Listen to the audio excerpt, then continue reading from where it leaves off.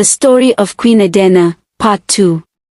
Adanna's new life in the palace was both exhilarating and challenging.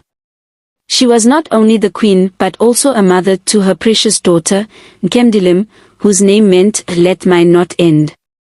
The name was a reminder of the strength and continuity of her lineage, a beacon of hope amidst the trials she had endured.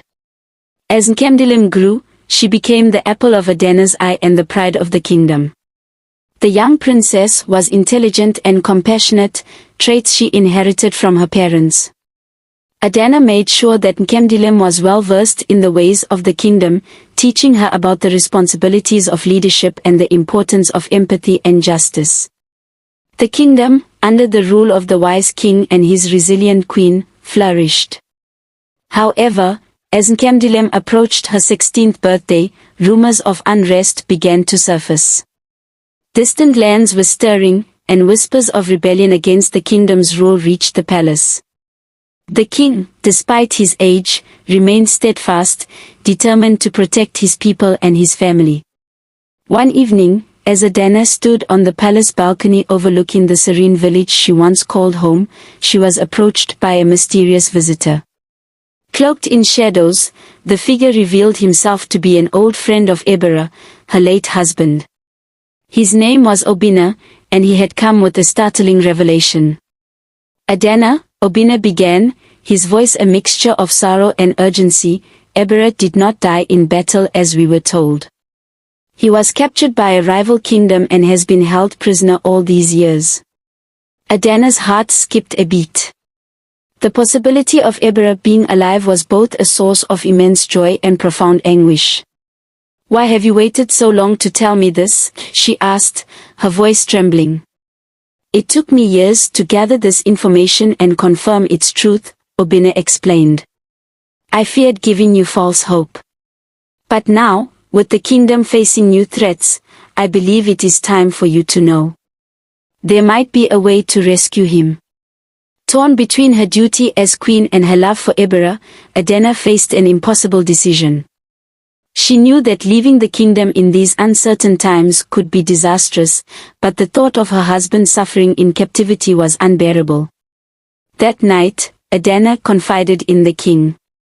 She expected anger or disbelief, but instead, she saw a flicker of understanding in his eyes. "You must do what your heart tells you," he said gently. "The kingdom will be here when you return. Our people are strong, and I will ensure their safety in your absence." Determined, Addana set out on a perilous journey to rescue Ebere, accompanied by Obina and a small group of loyal warriors. As they traveled through treacherous terrains and faced numerous challenges, Addana's resolve never wavered.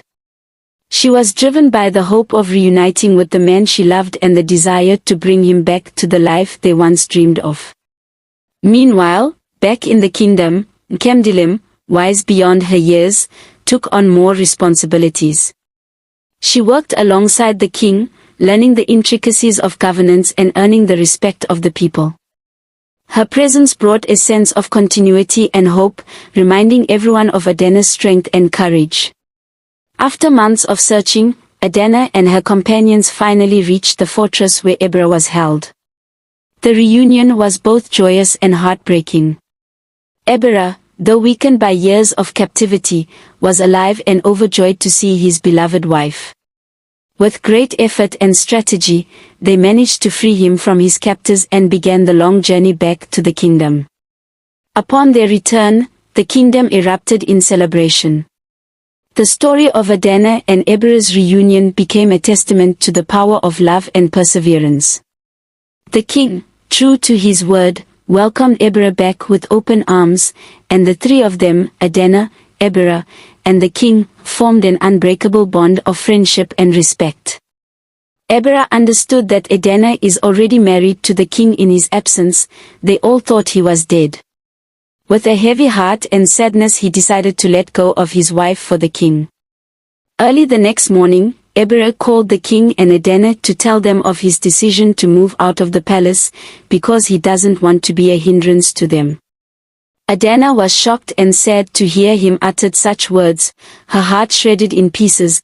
She still loved Ebere, but her place and heart is with the king now. The king and Addana persuade Ebere to stay and live with them, but his heart is already made up to leave. Early the next day, Ebere bade the royal family farewell. He looked at his daughter Nkemdilim, his eyes full of love and admiration for the woman she is becoming. He blesses her and told her that she can come and visit him whenever she wants. Nkemdilim hugged her father and cried deeply. Addana and the king packed food, wines, and royal treasures for Ebere. 3 palace servants were assigned park the load and escort Ebere to his home. Addana cried as she watched Ebere left the palace. As time goes on, Nkemdilim continued to demonstrate her leadership abilities.